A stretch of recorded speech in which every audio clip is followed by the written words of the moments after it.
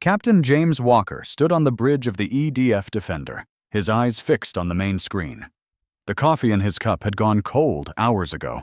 No one on the bridge had eaten or slept since the strange objects appeared near Jupiter's orbit 36 hours ago.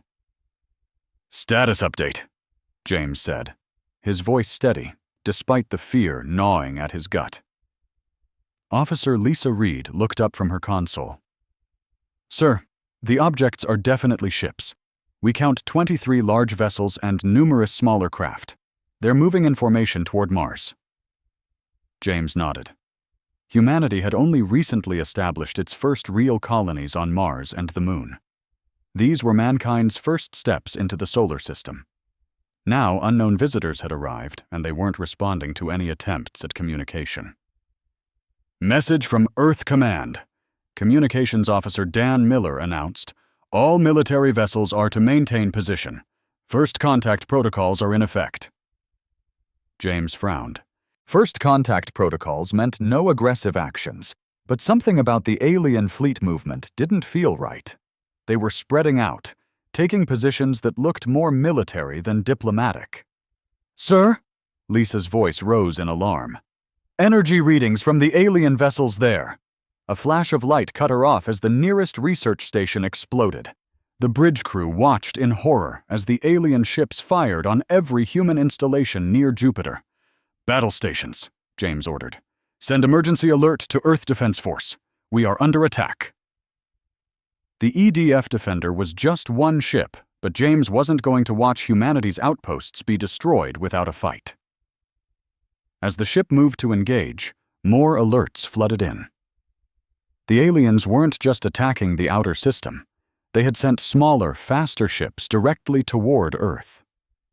In the United Defense Council chamber beneath Geneva, Admiral Kate Thompson watched the holographic display with growing horror. The alien ships had bypassed Earth's orbital defenses using technology that seemed to bend space itself. Now they were in Earth's atmosphere, targeting military bases and power stations. "Casualties?" she asked, her voice tight.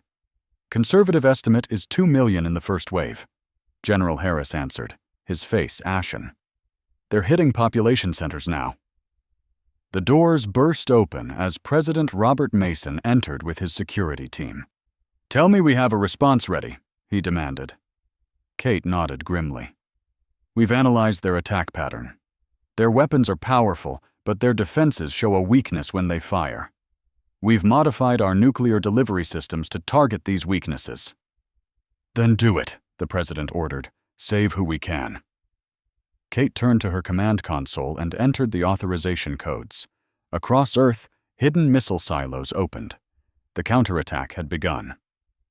Dr. Tom Reed hadn't signed up for war. He was a physicist working on shield technology at the Luna base. Now he was frantically trying to understand the alien technology from the few sensor readings they had. "Look at this energy pattern," he told his team, pointing at the screen. "Their shields operate on a frequency rotation. There's a millisecond gap when they switch frequencies." His colleague, Dr. Anna Lee, nodded quickly. "If we could time our weapons to hit during that gap." "Exactly," Tom said, already sending the data to Earth Defense. "It's not much, but it might give us a chance." The alien commander, who called himself Vex Prime, was pleased with the initial assault. These humans were primitive, just as their scouts had reported. Their weapons barely scratched the Vex ship's shields, and their communications were in disarray. "Begin landing operations," he ordered. "Secure their resource centers and communication hubs. Any resistance is to be eliminated." His second-in-command looked troubled. "Prime, our scouts reported that these humans are unusually violent with each other. Perhaps we should. They are pre-space." Vex Prime dismissed the concern. "Their internal conflicts make them weak and divided. The Galactic Council will thank us for bringing this resource-rich system under control."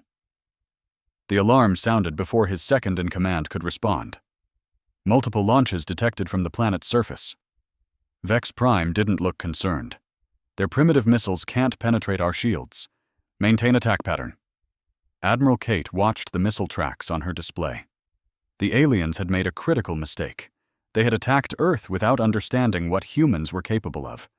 For centuries, humans had fought each other, developing increasingly deadly weapons. Now facing extinction, all that knowledge was focused on a single enemy. "First impact in 10 seconds, her tactical officer announced. The missiles approached the alien ships. As predicted, many were destroyed by the aliens' defensive systems, but Earth had launched hundreds, timed to arrive simultaneously. Some got through. The first explosion bloomed in the atmosphere over North America. An alien ship hit during its shield's frequency change, erupted in flames, and crashed into the ocean. "It worked!" someone shouted. Kate leaned forward, her eyes never leaving the display. "Launch the second wave. Target the ships in low orbit first." Captain James Walker's ship was damaged, but still fighting. The EDF Defender had managed to destroy 2 smaller alien vessels using the new targeting data. Now they were moving to support the Earth Defense Forces. Captain Lisa called out, "Earth forces are making progress. The aliens are pulling back from low orbit." James allowed himself a small smile. "They didn't expect us to find a weakness so quickly. Sir, we're getting a transmission from Admiral Thompson. All ships are to converge on these coordinates." Dan displayed the target on the main screen. "We're going after their command ship." Vex Prime couldn't believe what was happening. These primitives had somehow identified the shield frequency shifts, something no other species they'd conquered had managed to do so quickly. "We've lost 12 ships, his second reported, fear evident in his voice. "The humans are coordinating their attacks planet-wide. They're targeting our ships during shield transition." "Impossible," Vex Prime hissed.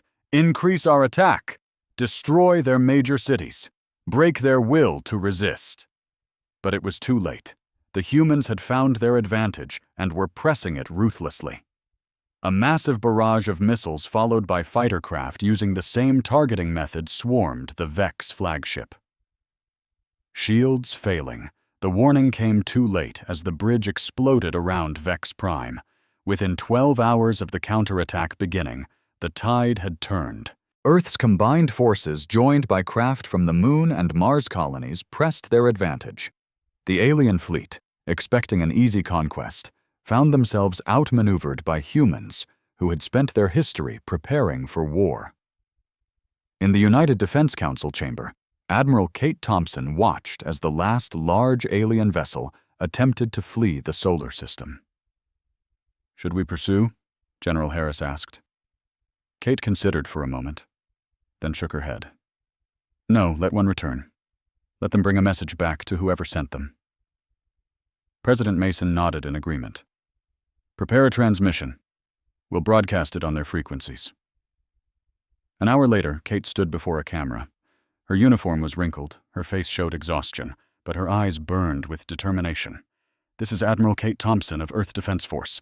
This message is for those who sent this fleet to attack us. We did not seek this conflict. We did not know of your existence until you attacked without warning or provocation.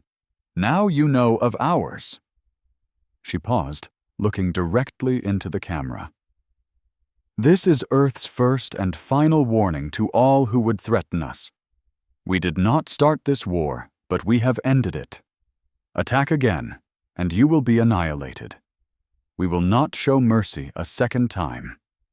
The message was sent along with detailed footage of the alien fleet destruction. A warning to whoever had sent them. As the last alien ship limped away toward the stars, humanity began to rebuild, knowing that they were no longer alone in the universe and that the galaxy now knew they were not to be trifled with. Earth had survived first contact, but everyone knew this was just the beginning. The surviving Vex ship limped through space, its engines damaged and life support systems failing. On the command deck, Subcommander Rex had taken charge after Vex Prime's death. Half the crew was dead, and the rest were injured. Their mighty attack fleet had been destroyed by a species they had considered primitive. "How long until we reach Council space?" Rex asked, his voice rough from breathing smoke-filled air for hours. 3 days at current speed," the navigation officer replied. "If the engines hold," Rex nodded grimly. He had sent Earth's message and battle records ahead, transmitting them toward Galactic Council headquarters. The Council, an alliance of 12 advanced species, needed to know what had happened and what these humans were capable of. "They will pay," Rex muttered, staring at the stars. "The Council will not let this stand." On the massive space station that served as the Galactic Council headquarters, Council leader Tarius watched the battle recordings for the third time. The large meeting chamber was silent as the 12 representatives observed the footage of their advanced Vex allies being systematically destroyed by a supposedly pre-space civilization. When the recording ended with Admiral Thompson's warning, Tarius spoke. "These humans were judged as pre-space and therefore eligible for resource claiming under our laws. Clearly, this assessment was catastrophically wrong." Representative Nix of the Vex stood, his tall, angular body tense with anger. "These humans destroyed our most advanced battle fleet. They killed thousands of our people. They must be punished." "Your people attacked without proper study," countered Representative Mila of the Talasi, a species known for their diplomatic skills. "Our laws are clear. Full assessment must be completed before any resource claim." "The humans have proven dangerous," said Representative Dorn of the militaristic Krell. "They found a weakness in Vex shield technology within hours of first contact. Imagine what they could do with more time and access to our technology." The debate grew heated. Some council members wanted to extend diplomatic relations. Others supported the Vex position that humans were too dangerous to allow into interstellar space. Tarius raised his hand for silence. "We must approach this carefully. The humans have shown both technical ingenuity and military skill. They are clearly more advanced than our scouts reported." "Then we should welcome them to the galactic community," suggested Ma. "After they destroyed a council member's fleet," Nix hissed. "That would show weakness." Tarius considered. "I propose a compromise. We will send a diplomatic mission to Earth with council observers. We will express regret over the unauthorized Vex aggression and offer membership in the Galactic Council." "And if they refuse?" asked Dorn. Tarius's expression hardened. "Then we will be prepared. Secretly, we will assemble a war fleet much larger than the Vex force. If diplomacy fails, we will ensure the humans cannot threaten galactic stability." The Council voted. The measure passed. Unknown to the Council, a human listening post on Pluto had detected the Vex transmission to Council headquarters. Earth was already preparing. Admiral Kate Thompson studied the reports in her new office. After the battle, she had been named Earth's Defense Director, responsible for protecting the entire solar system. "Play it again," she told her assistant. The captured alien transmission appeared on screen. Though the language was strange, Earth's best linguists and computers had managed a rough translation. "Total defeat. Humans found shield weakness. Request immediate council response." President Robert Mason entered the office, looking grave. "What do you think they'll do?" Kate turned off the screen. "If they're smart, they'll leave us alone. But I doubt that will happen. They seem shocked that we defeated them. My guess is they'll send a bigger force next time. Then we need to be ready. Robert said the United Nations has approved the expansion of the Defense Force. Every nation is contributing resources." "Good." Kate nodded. "We need to strengthen our position in the solar system, more defense platforms around the outer planets, and we need to understand their technology better. Dr. Reed is heading the research team studying the alien wreckage. Robert said he's already made progress understanding their faster-than-light travel system." Kate stood and walked to the window, looking out at the rebuilt Geneva skyline. Earth had recovered amazingly fast after the attack. Nothing united humans like a common enemy. "We need to prepare for either diplomatic contact or another attack," she said. "I suspect they'll try talking first, but we'll be ready to attack if we don't agree to their terms." 1 year after the failed invasion, Earth's defenses had improved dramatically. The Moon and Mars colonies were heavily fortified. Asteroid bases provided early warning systems. Shipyards orbiting Earth produced vessels with improved weapons based on alien technology. Captain James Walker, now commanding the new flagship EDF Avenger, led a patrol near Neptune when his sensors officer spotted something. "Sir, we have a contact emerging at the edge of the solar system. It's using the same kind of drive signature as the Vex ships." James tensed battle stations alert Earth defense, but this ship was different. Smaller with less obvious weapons. It broadcast on multiple frequencies. Attention people of Earth. This is Ambassador Lauren of the Talasi representing the Galactic Council. We come in peace to establish diplomatic relations. The diplomatic mission arrived at Earth 1 month later. After careful scanning and escort through the solar system, Ambassador Lauren, a tall being with pale blue skin and forearms, led a delegation of various alien species into the United Nations headquarters in New York. "The Galactic Council extends greetings to humanity," Lauren said through a translator. "Device, we express our sincere regret for the unauthorized Vex aggression against your world. The Vex acted without Council approval, a serious violation of our laws." President Mason kept his expression neutral. "We appreciate your regret, Ambassador. However, the attack cost millions of human lives." Lauren bowed slightly. "We understand your anger. The Council offers reparations and, more importantly, knowledge exchange. We would like to invite Earth to join the Galactic Council as a developing member." "Knowledge exchange?" Admiral Thompson asked from her seat beside the President.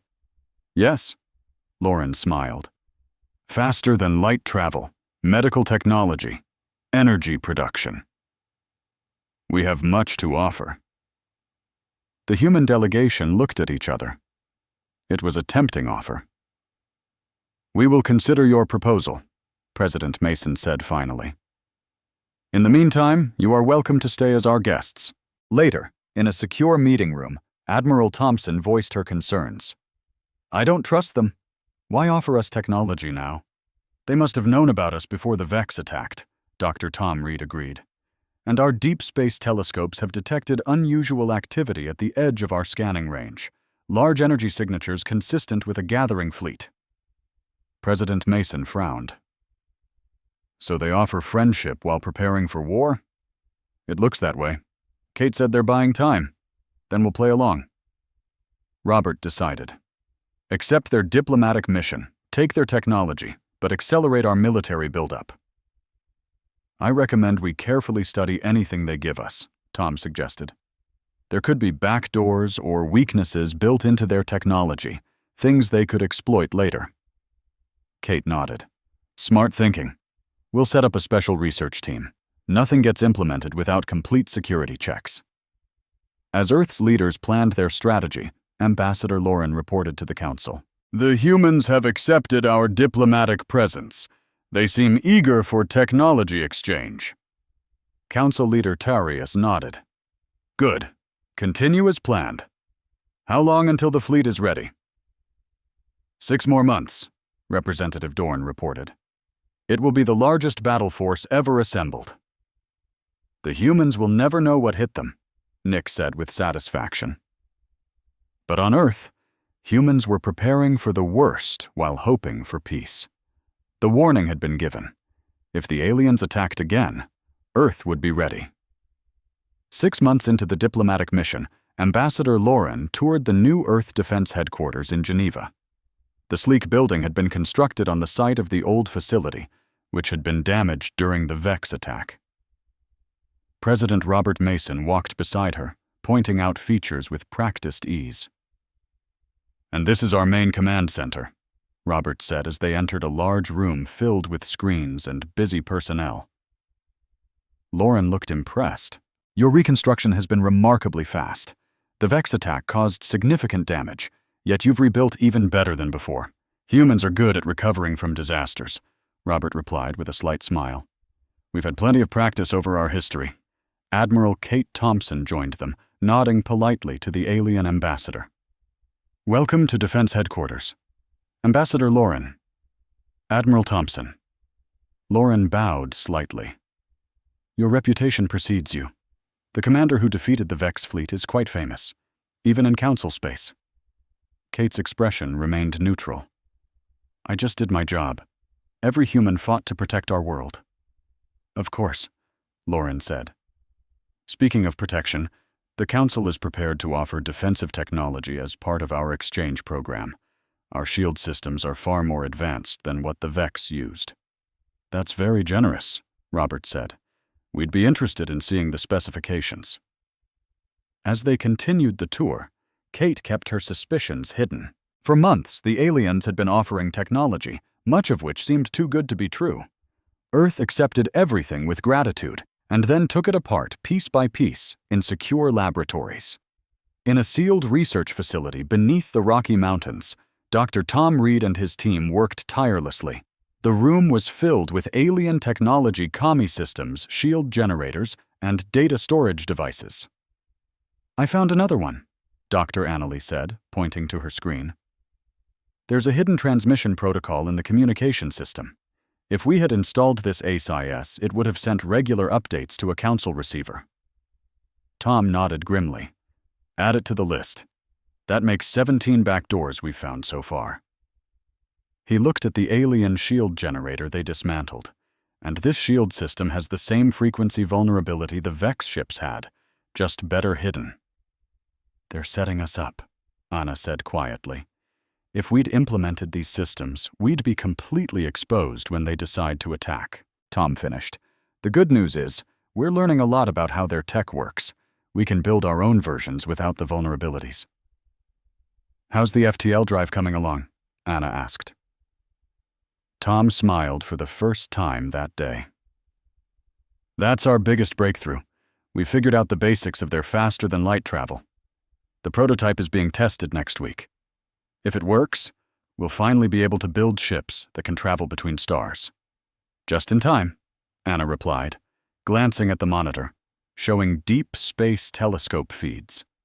The activity at the edge of the solar system had increased in recent months. Something big was gathering out there. Ambassador Lauren sat alone in her quarters at the diplomatic compound, recording her private report to the Council. The humans continue to be cooperative. They've accepted most of our technology offerings and appear to be implementing them into their defense systems. Their gratitude seems genuine, though Admiral Thompson remains cautious. She paused, considering her next words carefully. However, I must express concern about their rate of technological adaptation. They're advancing much faster than projected. In just 6 months, they've made leaps that should take years. It's as if they already understand the underlying principles and are merely filling in gaps in their knowledge. Another pause. I recommend accelerating our timetable. If the humans continue at this pace, the technological advantage of our fleet may be reduced. She ended the recording and encrypted it for transmission. As a diplomat, she had no desire for another war. But her duty to the Council came first. She didn't know that human intelligence agents were monitoring her transmissions. Despite the encryption, in a secure meeting room, Earth's leadership gathered to discuss the latest developments. Military commanders, scientists, and political leaders sat around a large table with Admiral Thompson standing at the front. Our deep space monitoring stations have detected increased activity. Kate reported, the alien fleet is nearly assembled. Based on energy signatures, we estimate over 2,000 ships. Murmurs spread through the room.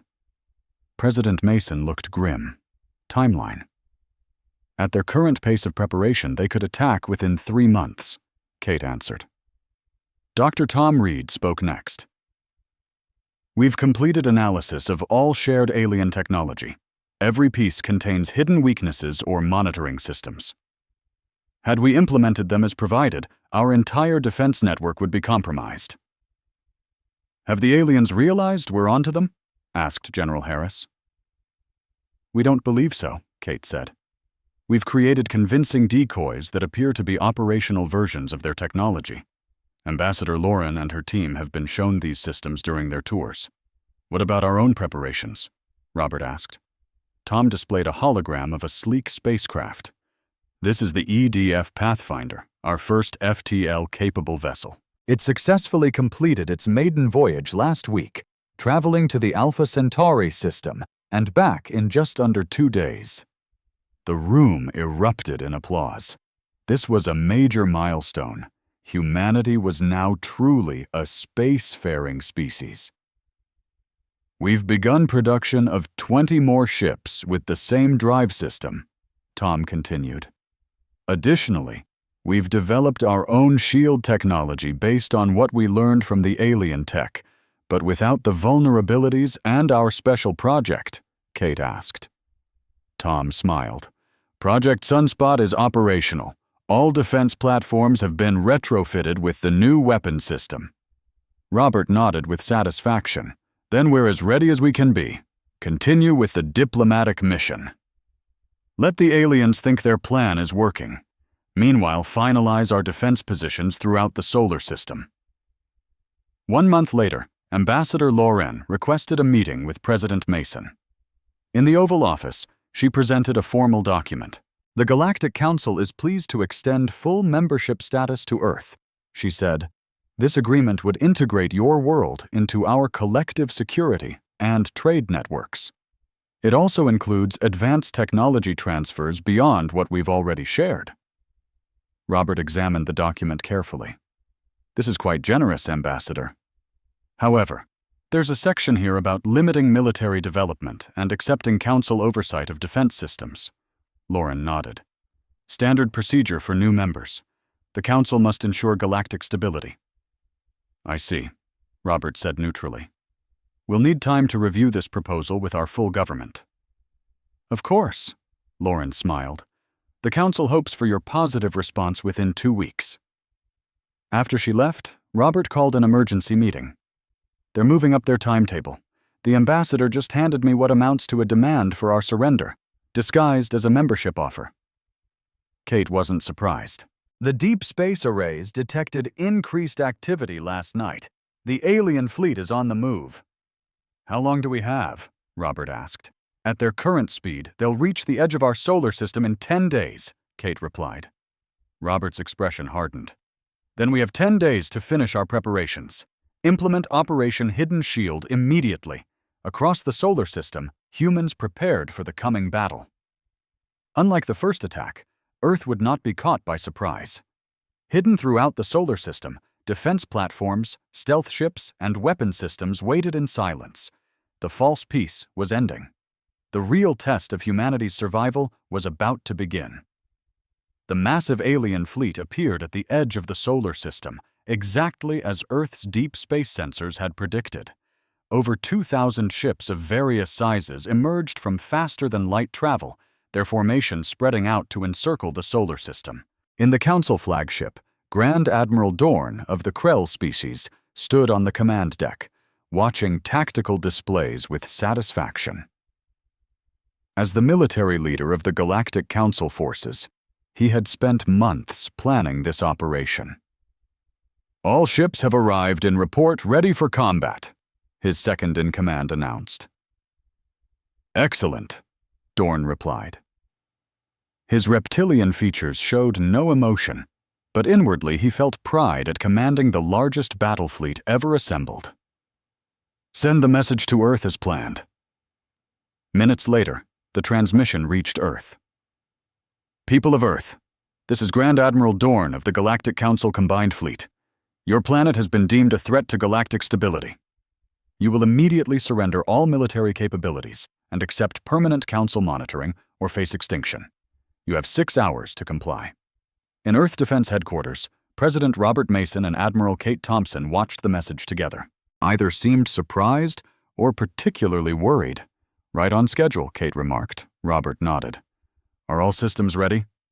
Operation Hidden Shield is fully operational, Kate confirmed. Defense platforms are powered down to avoid detection. The fleet is in position behind the sun. All colonies have activated their shield systems. And Ambassador Loren, under close observation at the diplomatic compound, she seems genuinely distressed by the arrival of the fleet. It's possible she wasn't fully informed of the Council's true intentions. Robert took a deep breath. Then it's time. Prepare our response to Admiral Dorn. The 6-hour deadline was almost up when Earth's response came. Every screen on the Council flagship lit up with the image of President Mason. Grand Admiral Dorn, We have received your ultimatum. Earth rejects your demands. We warned your people once before. Attack Earth again and you will be annihilated. That warning stands. We did not seek this conflict, but we are prepared to end it. For the sake of all species involved, I urge you to withdraw your forces immediately." Dorn laughed, a harsh sound that made his officers flinch. Brave words from a primitive species. "Begin the attack as planned. Target their outer defense systems first." The Council fleet moved forward, entering the Kuiper belt at the edge of the solar system. Their long-range sensors showed minimal resistance ahead, just as their intelligence had indicated. The humans' defenses appeared concentrated around Earth, Mars, and the Moon. "They've fallen for it completely," Dorn told his command staff.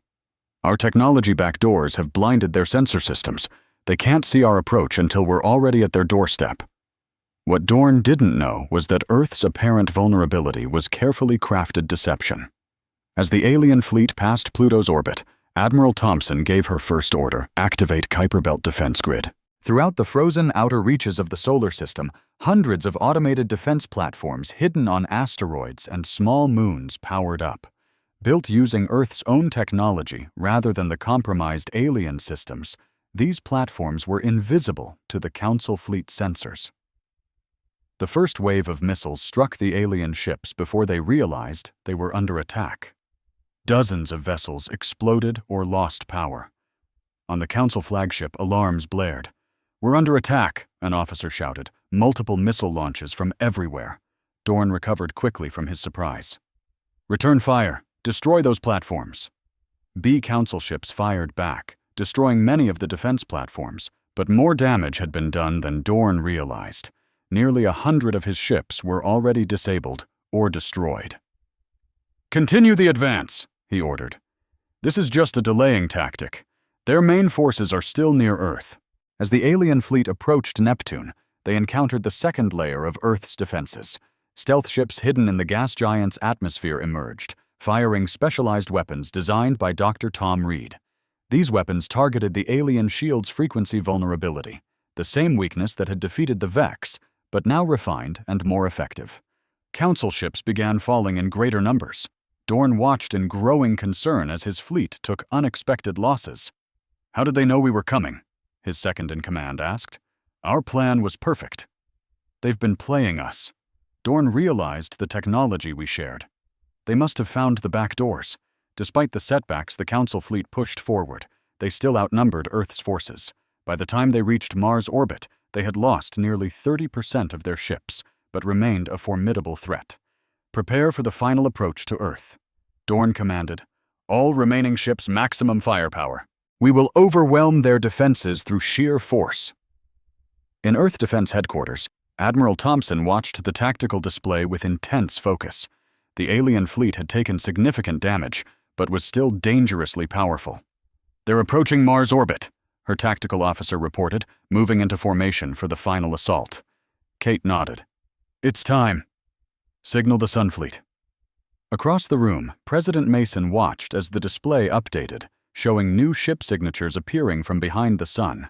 This was Earth's master stroke. Hundreds of ships hidden on the far side of the sun, shielded from alien detection. "Sunfleet reports ready," the communications officer announced. "Captain Walker awaits your command. Tell him to execute attack pattern Omega," Kate ordered, "and activate Project Sunspot." On the bridge of the EDF Avenger, Captain James Walker received the order and turned to his crew. "This is it, people. Remember your training for Earth." The Sunfleet moved with surprising speed, using gravity assists to slingshot around the sun and attack the alien fleet from behind. At the same time, Earth's orbital defenses powered up, revealing far more firepower than the aliens had expected.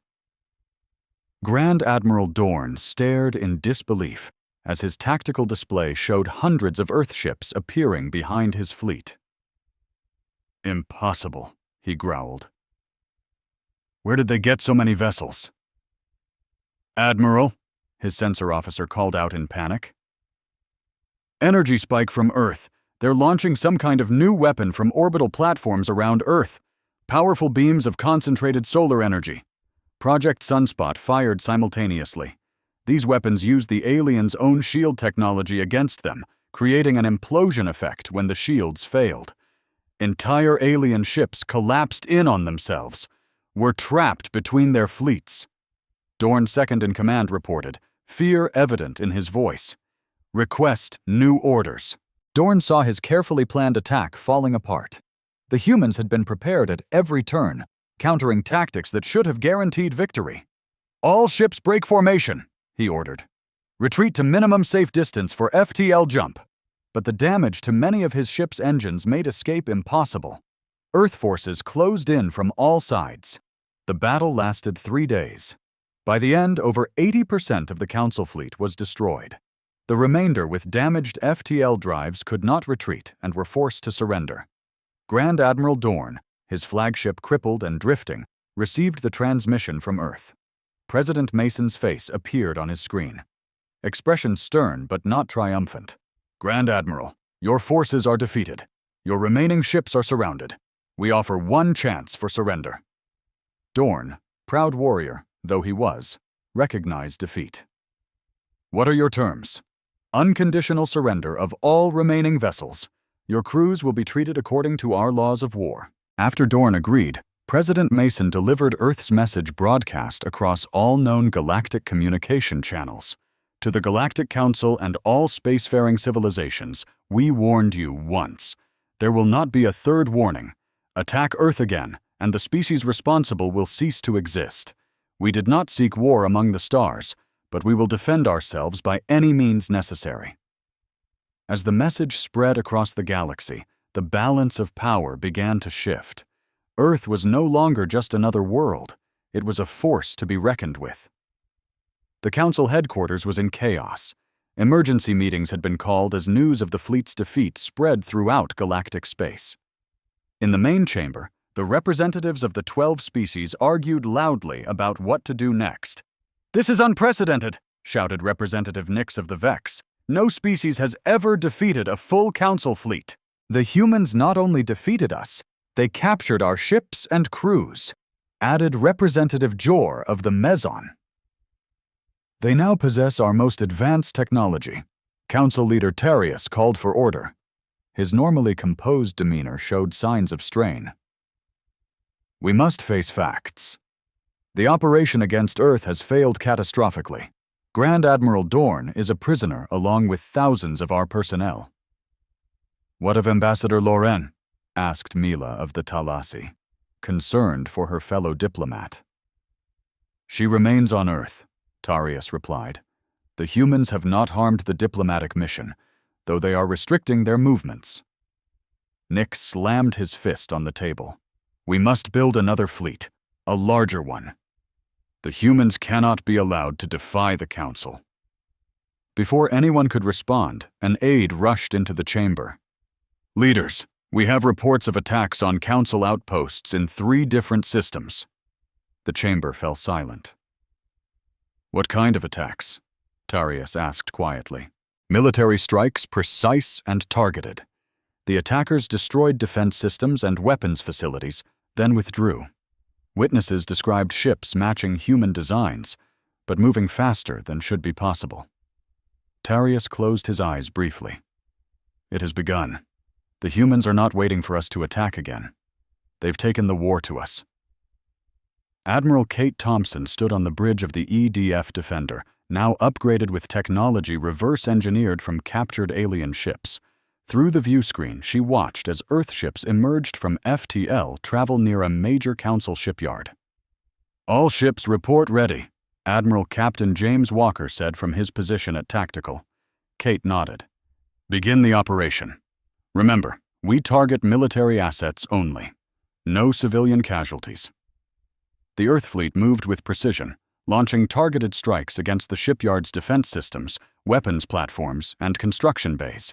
The Council forces were caught by surprise, unable to mount an effective defense against the swift, coordinated attack. Within hours, the shipyard was disabled, its capacity to build warships destroyed. The Earth fleet disappeared back into FTL before significant reinforcements could arrive. This was the 3rd such operation in 2 weeks. Earth had studied the maps from captured Council databases and identified key military installations throughout Council space. Each strike weakened the Council's ability to wage war. "Set course for the rendezvous point," Kate ordered. "Prepare for the next target." On Earth, President Robert Mason met with the newly formed Interstellar Strategy Council. Representatives from all Earth nations sat around a large table along with military leaders and scientists. "The first phase of Operation Defensive Reach has been completed successfully," Robert announced. "Admiral Thompson reports that 12 major Council military installations have been neutralized. Their ability to launch another attack against Earth has been severely reduced." "What about the captured aliens?" asked one of the Council members. "They are being treated according to international law," Robert replied. "Dr. Reed has begun discussions with those willing to cooperate, particularly scientists and engineers. We're learning a great deal about Council technology and structure, and Ambassador Lauren, she has requested a meeting. I believe she may be ready to discuss terms." The meeting was interrupted by an urgent message. "Mr. President, we're detecting multiple rebellions in Council space. Several subject worlds have declared independence and are fighting against Council forces." Robert wasn't entirely surprised. "It seems our actions have inspired others. The Council's control was already fragile in many systems. This changes the strategic picture," General Harris noted. "With internal rebellions to deal with, the Council will be even less able to threaten Earth." Robert nodded thoughtfully. "It's time for the next phase. Prepare for my meeting with Ambassador Lauren." The Vex homeworld was in panic as Earthships appeared in orbit. Unlike previous strikes, this wasn't a hit-and-run attack. The entire Earth fleet, now nearly 500 vessels, surrounded the planet. In the Vex High Command Center, military leaders watched in horror as their orbital defenses were systematically disabled. "We cannot fight them," the Supreme Commander admitted. "Our weapons are ineffective against their shields." A communication request came through on all channels. Admiral Kate Thompson's face appeared on the main screen. "People of Vex, your forces attacked Earth without provocation. The Galactic Council at your urging attempted to finish what you started. Both attacks failed. Now you face the consequences." The Vex leaders waited for the announcement of their destruction. Instead, Kate continued, "Earth does not desire the extinction of your species. We offer terms. Surrender all military assets. Accept restricted technological development under Earth supervision. Withdraw from all conquered worlds in your territory. Meet these conditions, and your planet will be spared." It was not a negotiation. It was an ultimatum. The Supreme Commander looked at his colleagues, then back at the screen. "We accept your terms." One by one, Council races faced similar choices as Earth forces appeared at their homeworlds. One by one, they surrendered. 2 years after the defeat of the Council fleet, the galaxy had changed dramatically. The 1,000-year-old Galactic Council was dissolved, its power broken by Earth's targeted campaign and internal rebellions. In its place, Earth proposed the Interstellar Cooperative, a new organization based on principles of sovereignty and mutual defense. Species that had been subjugated by the Council found in humans, not conquerors, but liberators. On the 5th anniversary of the first Vex attack, representatives from 27 species gathered on Earth to sign the Cooperative Charter. The ceremony took place in a grand hall built for the occasion in Geneva. President Mason addressed the assembly. 5 years ago, humanity didn't know we weren't alone in the universe. Then we were attacked, without warning or provocation. We defended ourselves as any species would. He paused, looking at the gathered representatives. But what makes humans different is not just our ability to fight. It's our ability to forge peace after war. We did not seek conflict among the stars, but neither will we accept tyranny. The galaxy has learned that Earth cannot be conquered. Now, let it learn that humans make better allies than enemies. Ambassador Lauren, now representing her people in the new cooperative, was the first to sign the charter after President Mason. In the years since the war, she had worked tirelessly for peace, recognizing that the old council system had been deeply flawed. The dangerous war, as it will be known in history, has ended, she said to the assembly. What follows is up to all of us. Far beyond the former council territory, Admiral Kate Thompson stood on the bridge of Earth's newest vessel, the EDF Guardian. A fleet of 100 ships patrolled with her, watching the deep space beyond known civilization. Any signals? She asked her sensor officer. Nothing yet, Admiral. All quiet. Kate nodded, but remained vigilant. The galaxy was vast, and the Council had been just one power among many possible civilizations. Earth had won its place among the stars, but the universe held many unknowns. Maintain patrol pattern, she ordered. We'll continue watching. Earth had learned a hard lesson. The universe could be hostile, but humanity had proven equal to the challenge. They had not only survived, but thrived, transforming from a single isolated world to the center of a new galactic order. As Kate looked out at the stars, she felt both pride and responsibility. Earth had given its warning to the galaxy. Attack again and be annihilated. But the dangerous war had shown that humans could be more than just warriors. They could be builders, teachers, and allies. The legacy of the war would be peace. A peace protected by the knowledge that Earth would always stand ready to defend itself and its friends among the stars. The end. Captain James Walker of the Earth Defense Fleet could not believe his eyes. On the main screen of his command ship, the Defender, a massive alien vessel hung in space above Earth. It was at least 5 times larger than the biggest ship humans had ever built. Its dark metal hull reflected no light, making it look like a hole cut into the fabric of space itself. "How long has it been there?" Walker asked, his voice steady despite his racing heart. Lieutenant Susan Miller looked up from her station. 3 days, sir, it appeared without warning. Our sensors didn't detect its approach. Walker nodded slowly. The alien ship had arrived while he was on leave. He had been called back to duty immediately, cutting short his first vacation in 3 years. "And they've made contact?" "Yes, sir. Twice already." Miller's face showed her worry. "They call themselves the Galactic Empire. Their messages have been direct." Walker straightened his uniform jacket. "Show me."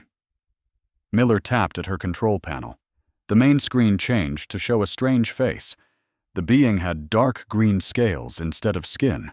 Its eyes were large and yellow with vertical pupils like a cat's when it spoke. Rows of small, sharp teeth flashed. "I am Lord Dra, commander of the Imperial Vanguard Fleet. Your planet is now under Empire control. Your resources belong to us. Your people will serve." "This is the way of the Empire. This is the way of the galaxy." The message was short. Too short. Walker frowned. "That's it? No room for talk? No chance to learn about each other?" "No, sir," Miller replied. The second message was the same, just with a deadline. "They want our answer in 24 hours. That was yesterday." Walker checked the time. "So we have about 6 hours left." He paced across the bridge, thinking Earth had only developed space travel 50 years ago. The defense fleet was new, built to protect Earth from asteroids and to explore the solar system. Their ships had weapons, yes, but nothing that could match what sensors said the alien vessel carried. "Are they hailing us again?" Walker asked. As if on cue, Miller's console beeped. "Yes, sir. Coming in now. Put them through." The screen changed again to show Lord Doc Drotter. Up close, Walker could see strange metal devices attached to the alien's head, pulsing with blue light. "Captain Walker," Dra said, his voice deep and rumbling. "Your leaders tell me you speak for Earth's defense."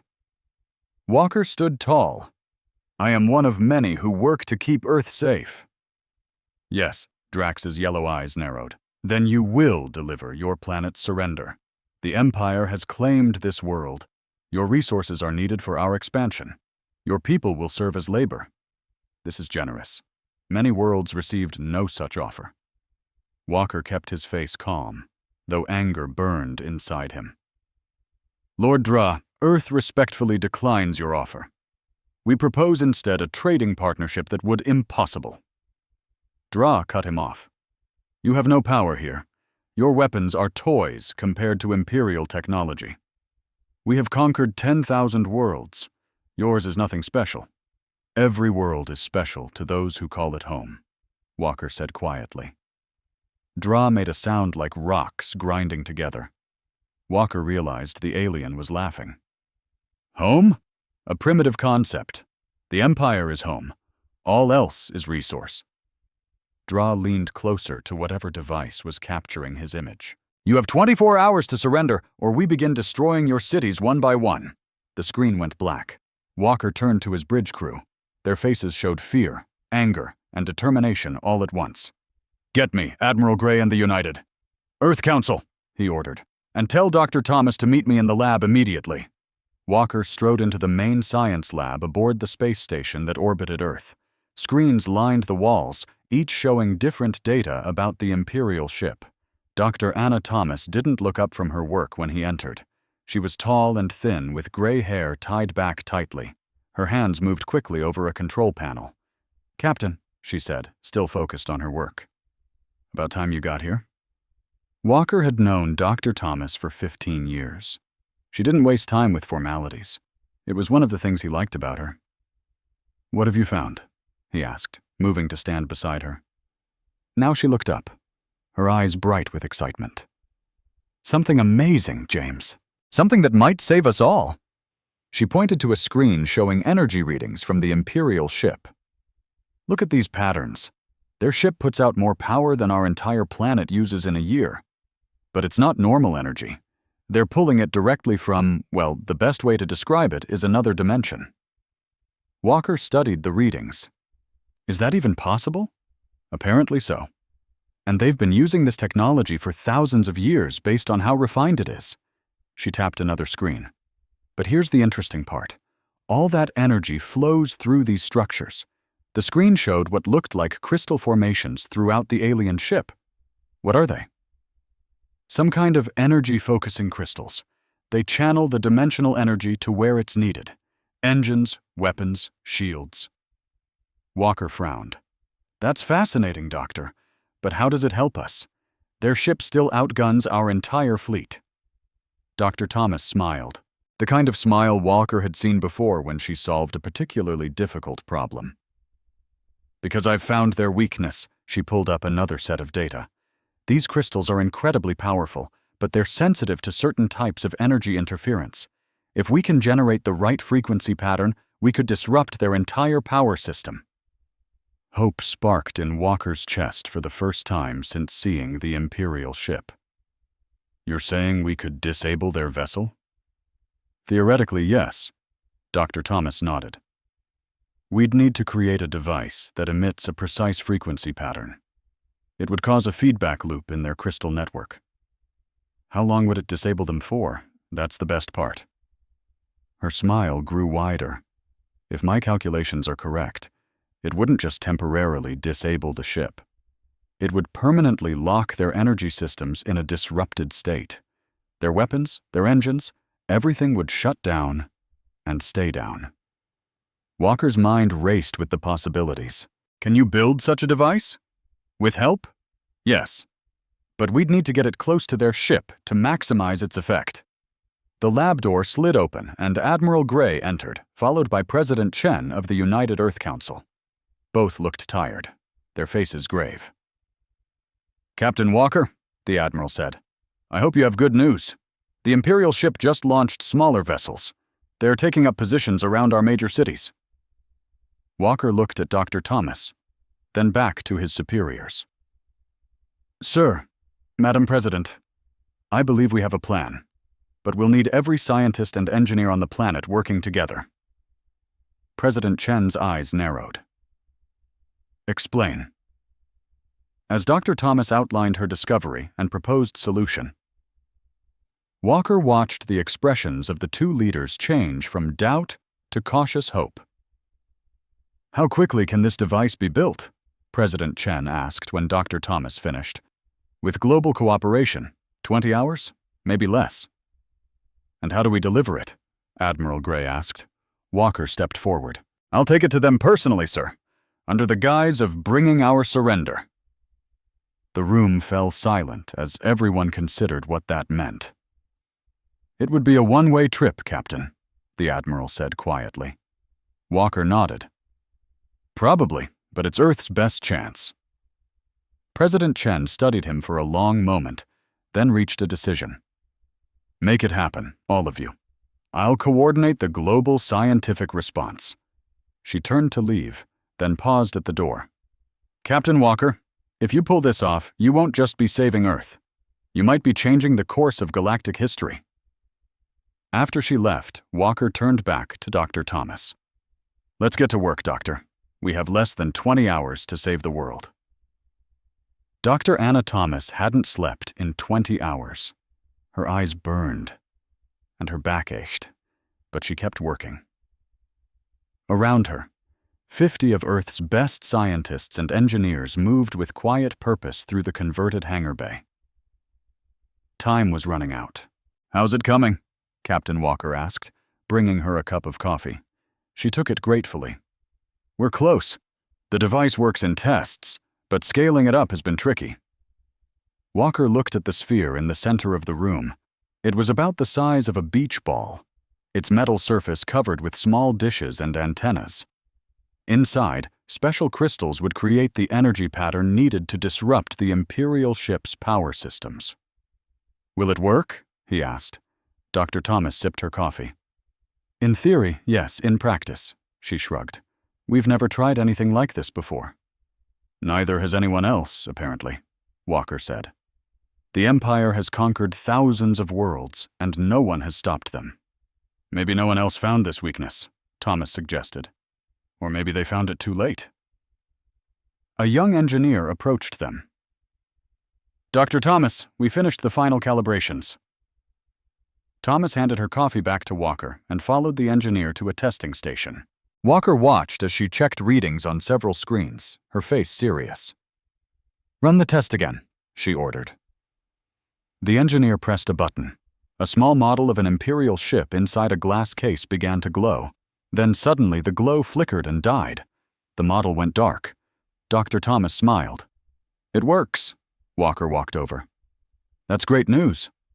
How long until the real device is ready?" "1," she said. "Then we need to install it on your shuttle." Walker nodded. The plan was simple but dangerous.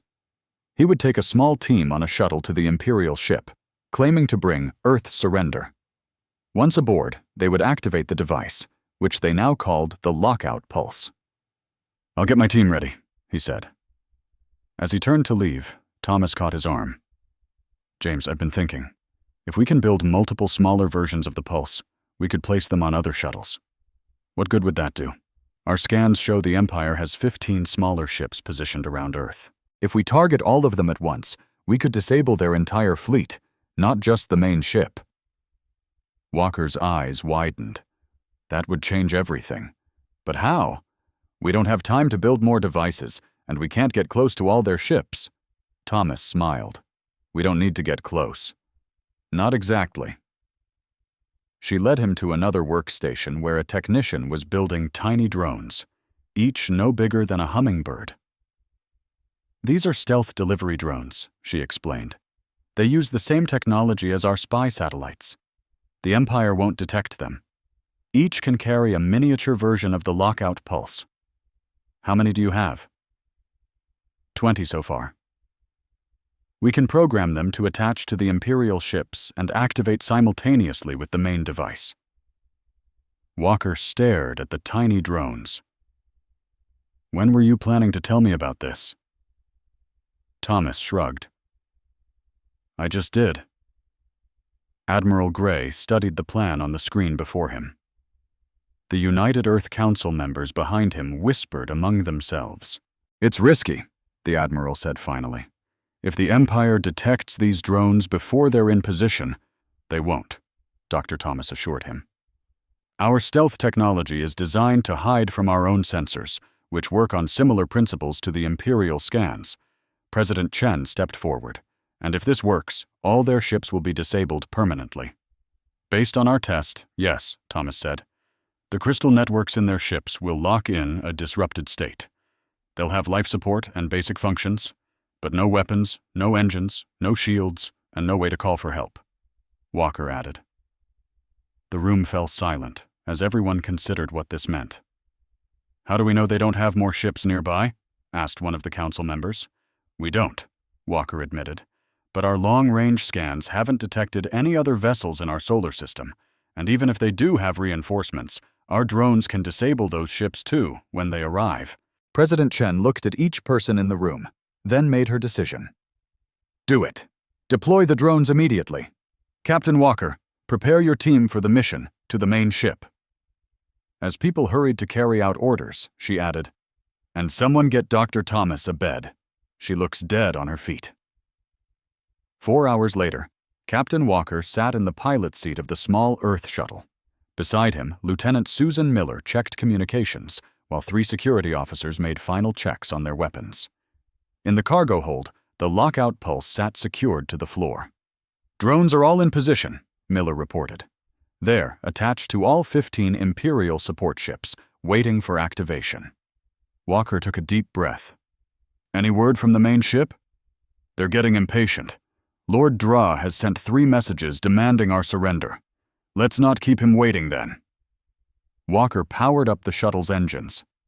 Earth Command, this is Captain Walker. We're ready to launch. Admiral Gay's voice came through the speaker. Proceed, Captain. And good luck. The shuttle lifted off from the Earth Defense Fleet Station, moving slowly toward the massive Imperial ship.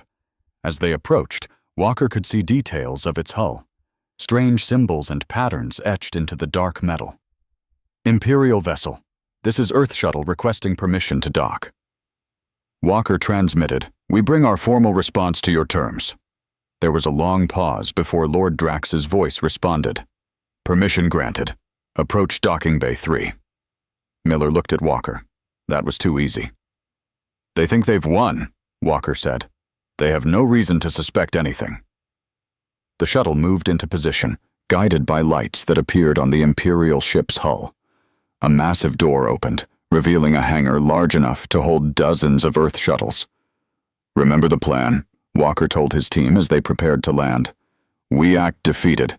We ask to speak to Lord Dra personally to deliver our surrender. Once we're in the command center, we activate the pulse. The shuttle touched down with a gentle bump. Through the view screen, Walker could see tall, 4-armed aliens in armored suits waiting for them. Showtime, he said quietly. The team left the shuttle, leaving the lockout pulse hidden inside.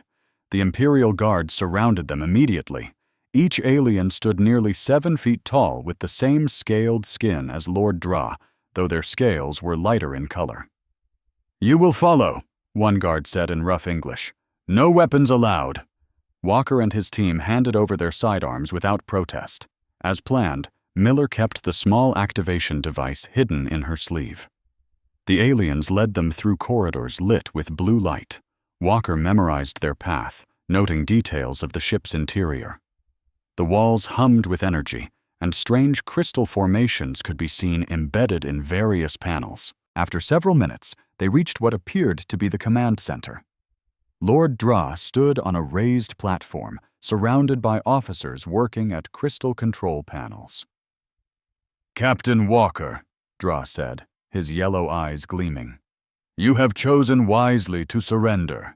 Your species will serve the Empire well. Walker stepped forward, looking appropriately defeated. We request that Earth be allowed to maintain some self-governance under Imperial rule. Dra made that grinding laugh sound again. You are in no position to make requests. Where are your surrender documents? We have prepared them, Walker said. He glanced at Miller, who nodded slightly. The drones were ready. But first, I bring Earth's formal response to your demands. He nodded to Miller, who pressed the hidden device on her wrist. Throughout the ship, crystal formations suddenly pulsed with red light instead of blue. Alarm sounds blared. The same was happening on every Imperial ship orbiting Earth.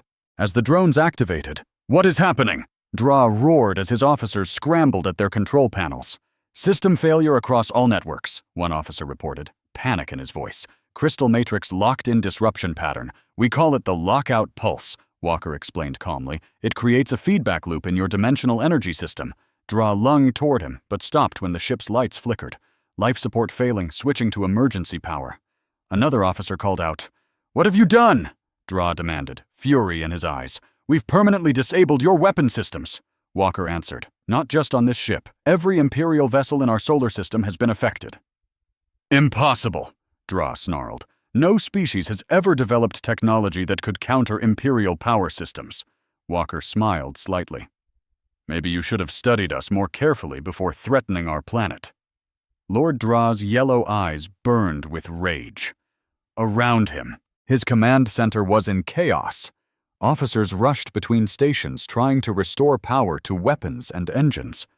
Nothing worked. "This is impossible," he hissed at Captain Walker. "No primitive species has ever defeated Imperial technology." Walker remained calm despite the danger. His team stood close together, ready for whatever came next. "We didn't want to defeat you, Lord Dra. We wanted to talk as equals. You gave us no choice." A tall Imperial officer approached Dra and spoke in their language a series of clicks and hisses. Dra's scales darkened with what Walker guessed was the alien version of going pale. "All ships?" Dra asked in English. The officer nodded. "All Imperial vessels in the system report the same condition. Weapons offline, engines offline, long-range communications offline. Only life support and short-range communications still function."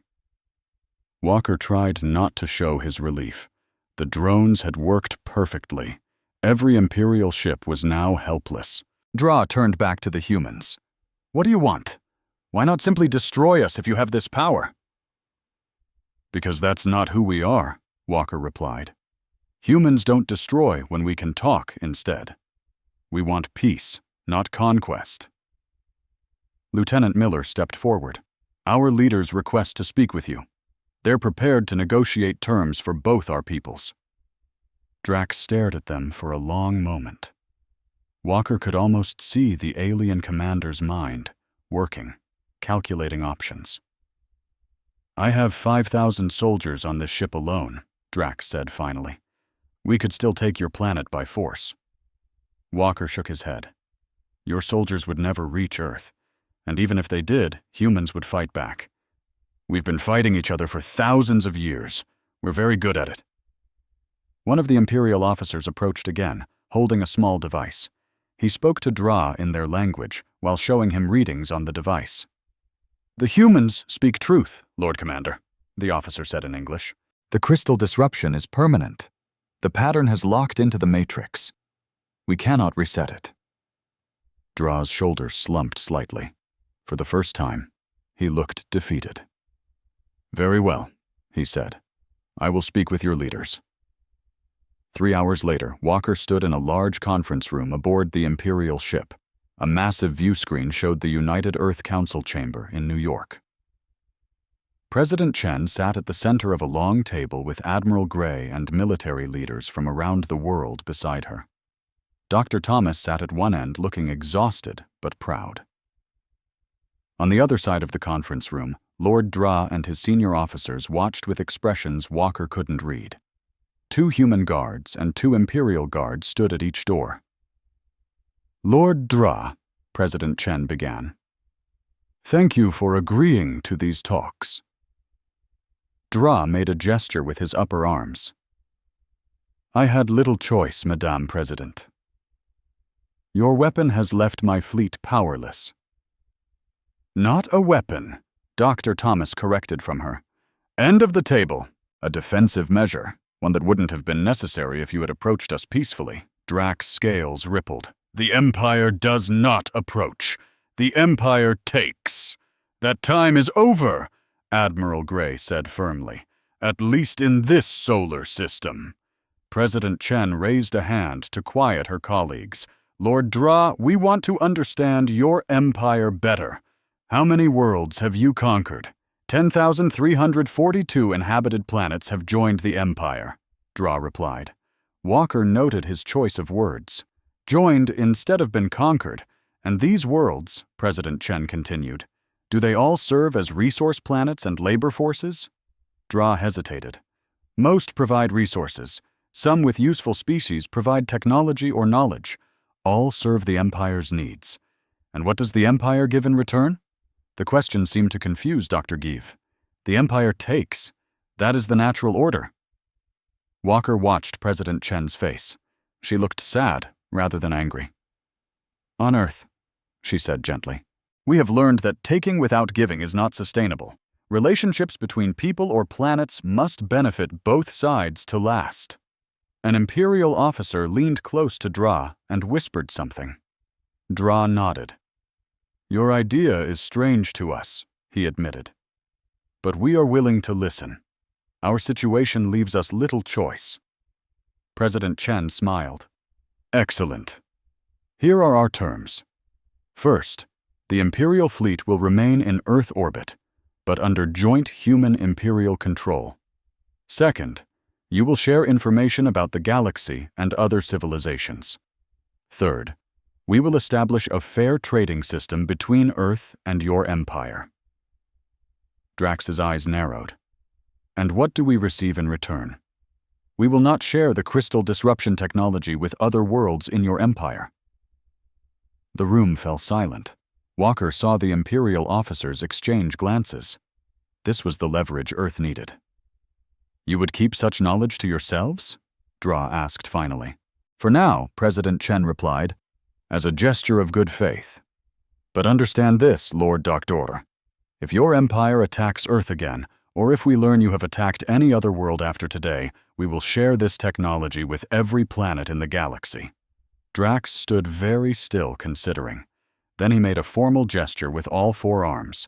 The Empire accepts these terms, he said. 2 days later, Walker sat with Dr. Thomas in her lab, watching technicians examine parts from an Imperial shuttle. The aliens had agreed to share some of their technology as part of the new agreement. Can you believe how quickly things changed? Thomas asked, sipping her coffee. She had finally gotten some sleep and looked much better. Walker nodded. From facing destruction to negotiating with an empire in less than a week. It's hard to process. The president wants to send a delegation to the Imperial capital world, Thomas said, to establish formal diplomatic relations. Are you going? She smiled. They asked me to lead the science team. Apparently, I'm the galaxy's expert on Imperial crystal technology now. Walker laughed. Well deserved. You saved Earth, Anna. We all did. She set down her coffee cup. The real work is just beginning, though. The Empire has ruled through fear for thousands of years. Changing that won't happen overnight. Before Walker could respond, his communication device beeped. Admiral Gay's face appeared on the small screen. Captain, we need you at headquarters immediately. Something's happening. Walker frowned. Problem with the Imperial ships, sir? No, we're receiving signals from across the galaxy. Word about what happened here has spread faster than we thought possible. Planets throughout the Empire are asking for help. What kind of help? Thomas asked, leaning into view. Admiral Gray looked grim. The crystal disruption technology. Dozens of worlds want to free themselves from Imperial control. And that's not all. Our deep space arrays are picking up signals from outside the Empire, other civilizations that have been hiding from Imperial expansion for centuries. Walker and Thomas exchanged glances. We'll be right there, Admiral, Walker said as they hurried from the lab. Thomas grabbed Walker's arm. James, do you realize what this means? Earth hasn't just defended itself. We might have started a galactic revolution. Walker thought about the thousands of worlds under Imperial control, all potentially gaining their freedom. I think he said slowly that we need a bigger plan than just defending Earth. We need to think about what comes after the Empire. Thomas nodded. A new way for all worlds to work together as equals. Exactly. Walker smiled as they headed for the transport that would take them to headquarters. And I think Earth should lead the way. 1 month after the Imperial ships were disabled, the United Nations headquarters in New York City buzzed with activity. Representatives from 200 nations had gathered for what many called the most important meeting in human history. Captain Walker, now promoted to Admiral Walker, straightened his new uniform as he waited outside the main chamber. Beside him, Dr. Thomas reviewed notes on her tablet. Nervous, he asked her. She looked up with a small smile, terrified. I'm a scientist, not a diplomat. Why am I giving this speech again? Because you understand the technology better than anyone, and because the world trusts you. Thomas had become something of a global hero in the past month. Her face had appeared on screens worldwide as the scientist who found the Empire's weakness. It's not just Earth watching today, Walker reminded her. The whole galaxy will see this broadcast. Engineers had modified Imperial communication technology to send Earth's message to thousands of worlds. It would be humanity's formal introduction to the galaxy. The doors to the chamber opened and a UN aide approached them. It's time. They walked together into the huge room. Hundreds of faces turned to watch them. At the center of the chamber, a large circular table held the most powerful leaders on Earth. President Chen sat with the UN Secretary General and heads of state from major nations. On one side of the room, Lord Dra and a small group of Imperial officials watched with unreadable expressions. Their once-feared fleet still orbited Earth, powerless but intact. The Secretary General stood. Representatives of Earth, honored Imperial guests, and all those watching across the stars, we gather today to declare a new age in galactic relations. He gestured to Dr. Thomas. Dr. Anna Thomas will present Earth's formal declaration to the galaxy. Thomas took a deep breath and walked to the podium. Walker gave her an encouraging nod. People of Earth and citizens of the galaxy, she began, her voice steady, despite her nerves. 1 month ago, the Galactic Empire arrived at our world with the intention of conquest. They expected Earth to surrender without resistance, as thousands of worlds had done before. The room was completely silent. On screens around the chamber, Walker could see the broadcast being translated into dozens of Earth languages. He wondered how many alien languages were also receiving the message. Instead, Thomas continued. Earth found a weakness in Imperial technology that no one had discovered in 10,000 years of Empire rule. We could have used this knowledge to destroy the Imperial fleet. Many argued that we should. She paused, looking directly at Lord Docdraughter. But destruction is easy. Building something new is harder and more worthy of our efforts. Thomas pressed a button on the podium. The large screen behind her showed images of Earth ships working alongside Imperial vessels in orbit. Human and alien engineers studied technology together, schools where Imperial visitors learned about Earth culture. For the past month, we have worked with our Imperial guests to understand each other better. We have learned much about the galaxy and its peoples, and we have made a decision that will change the course of galactic history. Thomas stood taller, her voice growing stronger. Today, the United Nations of Earth declare the following. The Galactic Empire is henceforth banned from possessing or deploying any warship capable of planetary assault. Any Imperial vessel with weapons capabilities will be immediately and permanently disabled upon approaching any protected system. On screens throughout the chamber, Lord Dra and the Imperial Council watched from their capital world. Their expressions showed shock, anger, and in some cases fear. We have shared the lockout pulse technology with representatives from 50 former Imperial worlds. Thomas continued, by the end of this earthy year, Every inhabited planet in the galaxy will have the means to protect itself from Imperial aggression. Walker watched the Imperial officials in the room. They sat very still, their scaled faces impossible to read, but their rigid postures told him everything he needed to know. The Empire's days of conquest were over. Furthermore, Thomas said, Earth proposes the formation of a new galactic coalition founded on principles of mutual respect, cooperation, and the sovereign right of all species to determine their own destiny. The screen behind her changed to show a new symbol, a stylized image of different planetary systems connected in a network rather than the Empire's symbol of planets orbiting a central authority. The coalition will not be ruled by Earth, the Empire, or any single world. All member planets will have equal voice in its governance. Trade will be fair and beneficial to all. Knowledge and culture will be freely shared. And most importantly, no world will ever again live in fear of conquest. Thomas looked around the chamber, making eye contact with leaders from around the world. Our scientists have already begun improving upon Imperial technology. We have discovered ways to extract dimensional energy more efficiently and safely than Imperial methods. We offer these advances to all worlds who join our coalition. Walker felt pride swell in his chest. In just 1 month, Earth scientists had not only understood Imperial technology, but had improved it. Dr. Thomas had led that effort, working day and night with teams from dozens of countries. To the Empire, Thomas said, her tone softening slightly, we extend an invitation. Join us as equals, not conquerors.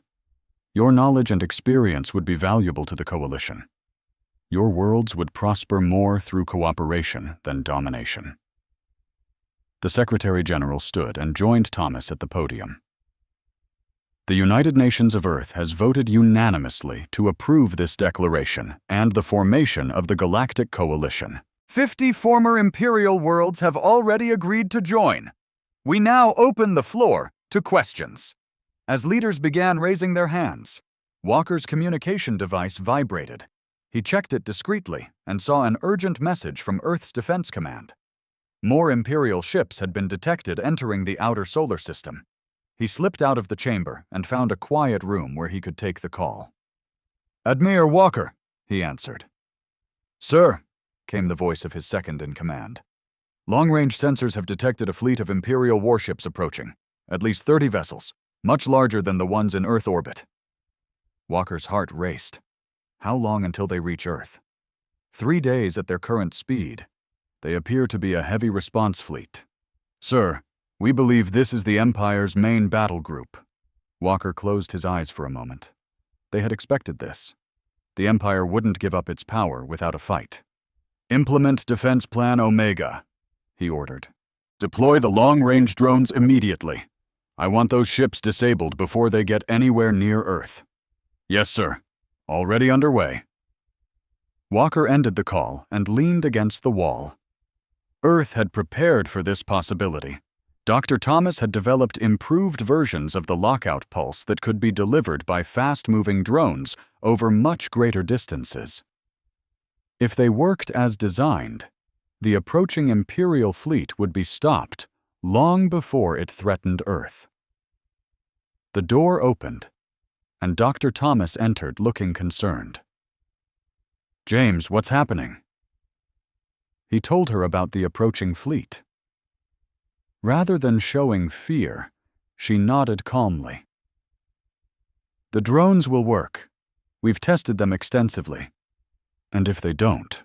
Walker asked quietly. Thomas met his gaze steadily. Then we go to Plan B. We broadcast the lockout pulse technology to every world in the galaxy immediately, not gradually as planned. Walker nodded. The ultimate deterrent. Let's hope it doesn't come to that. Thomas touched his arm. Come back to the chamber. The Imperial representatives want to speak.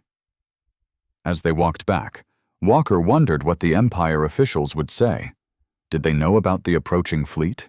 Were they part of a coordinated plan? The declaration had been made. Earth had banned Imperial warships throughout the galaxy.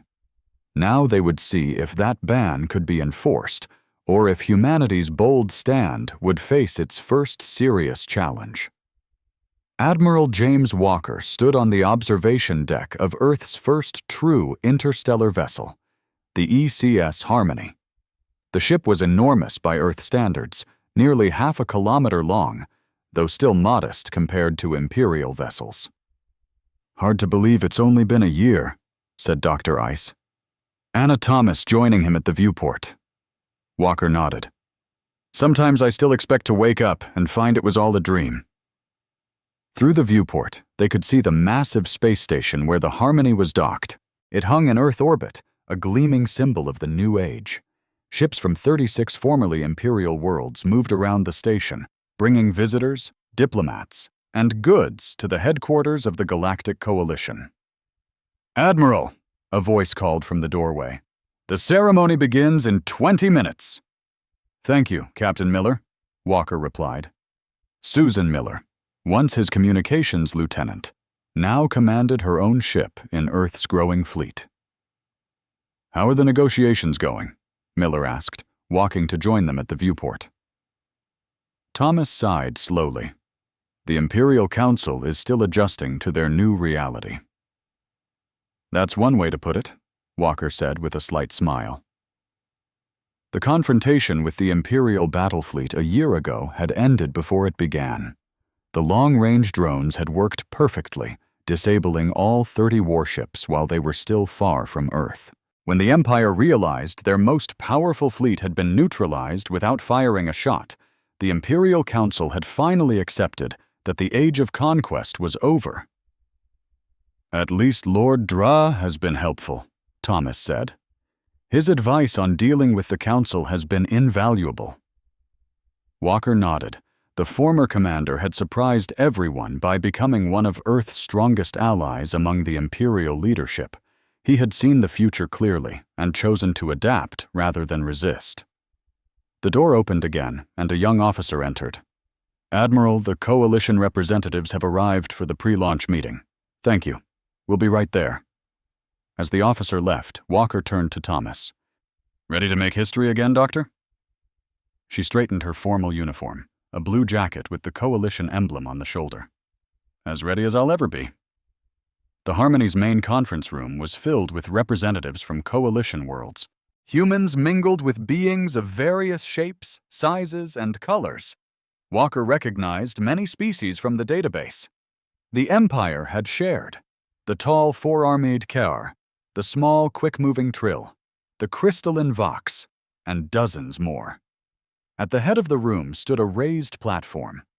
Walker, Thomas, and other Earth leaders took their places beside representatives from former Imperial worlds. The room quieted as Lord Dra stepped onto the platform. His green scales had a golden tint now, a sign of aging in his species. "Citizens of the Coalition," he began, his voice carrying easily through the room. "Today marks the start of a journey that would have been unimaginable 1 year ago." Walker watched the faces in the crowd. A year ago, many of these beings had been enemies or strangers. Now they were allies, partners in the greatest political experiment in galactic history. "The Harmony," Dra continued, "represents our shared future, built by humans with technology contributed by 36 worlds. It will carry the first Coalition expedition beyond the boundaries of former Imperial space." Thomas leaned close to Walker. "Did you ever imagine Dra would become such a diplomat?" Walker shook his head slightly. The former Imperial commander had proven remarkably adaptable. "Admiral Walker will lead this historic mission," Dra announced, gesturing for Walker to step forward. Walker moved to the center of the platform. "Thank you, Lord Dra." He looked out at the assembled representatives. "The Harmony's mission is simple but profound. We will visit 20 worlds beyond the former Empire's borders, worlds that have been hiding from Imperial expansion for centuries." We go not as conquerors, but as messengers of a new age." The crowd applauded. Walker waited for the sound to die down before continuing. "Our crew includes scientists, diplomats, and cultural experts from all coalition worlds. We carry with us the lockout pulse technology, not as a weapon, but as a gift to ensure these worlds never fear conquest again." More applause, louder this time. The lockout pulse had become the foundation of the coalition. No world could threaten another with military force when their warships could be instantly disabled. "Dr. Thomas will now explain the scientific objectives of our mission," Walker said, stepping back. Thomas moved forward. "Beyond diplomacy, the Harmony carries the most advanced research equipment ever assembled. Our scientists will study stellar phenomena, search for new resources, and explore technological possibilities that the Empire ignored in its focus on conquest." She pressed a control, and a hologram appeared above the platform. A three-dimensional map of the galaxy with the coalition worlds highlighted in blue.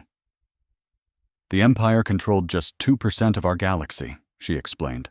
"Imagine what we might discover in the remaining 98% when we explore together, sharing knowledge rather than hoarding it." The hologram zoomed in to show the Harmony's planned route through unexplored regions. "Our first stop will be the Lyra cluster, where sensors have detected signs of advanced civilization. From there, we'll visit the Carina Nebula, the Taurus, Dark Region, and 17 other destinations over a 2-year journey." As Thomas continued detailing the mission, Walker watched the faces in the crowd. He saw excitement, hope, and curiosity, emotions the Empire had suppressed for millennia in favor of fear and obedience. A delegation of former Imperial scientists approached the platform as Thomas finished speaking. Their leader, a younger member of Dodre species named Krell, stepped forward. "Admiral Walker," Krell said respectfully, "my team has completed the final modifications to the Harmony's propulsion system. With the refinements to the dimensional energy extractors, the ship will travel 3 times faster than any Imperial vessel ever achieved." "Thank you, Mentor Krell," Walker replied with the proper formal title. "Your contributions have been invaluable." As the delegation departed, a human representative stepped up to the podium, the UN Secretary General. "Before we conclude this ceremony," he announced, "I have important news to share. The Imperial Council has just transmitted their final decision regarding the Coalition Charter." The room fell completely silent. This was the moment everyone had been waiting for. Would the Empire formally join the Coalition as an equal member, or would they remain separate, clinging to the remnants of their former power? The Secretary General smiled. "By unanimous vote, the Imperial Council has ratified the Charter. The Galactic Empire is no more. In its place, the former Imperial capital world of Drokia will join the Coalition as an equal member with the same rights and responsibilities as all other worlds." The room erupted in cheers. Walker felt Thomas grab his arm in excitement. "They actually did it," she whispered. "The Empire is truly over." Walker nodded, too moved to speak. The peaceful transition no one had thought possible had finally happened. As the celebration continued around them, Walker and Thomas stepped away to a quieter corner of the room. "You know what still amazes me?" Walker said softly. "We didn't just defend Earth. We changed the fundamental nature of galactic civilization." "That's humanity for you," Thomas replied with a smile. "We've always been better at building than destroying." Walker looked out the viewport at Earth, beautiful and blue against the blackness of space. "Tomorrow we leave all this behind. 2 years exploring the unknown." "Scared?" Thomas asked. Walker considered the question. "No," he said finally. "For the first time since the Imperial ships appeared, I'm just excited. The galaxy isn't something to fear anymore. It's something to discover." The Harmony's engines hummed to life, preparing to carry humanity and their new allies into a future brighter than any species had dared imagine before Earth declared the impossible and made it reality. The end.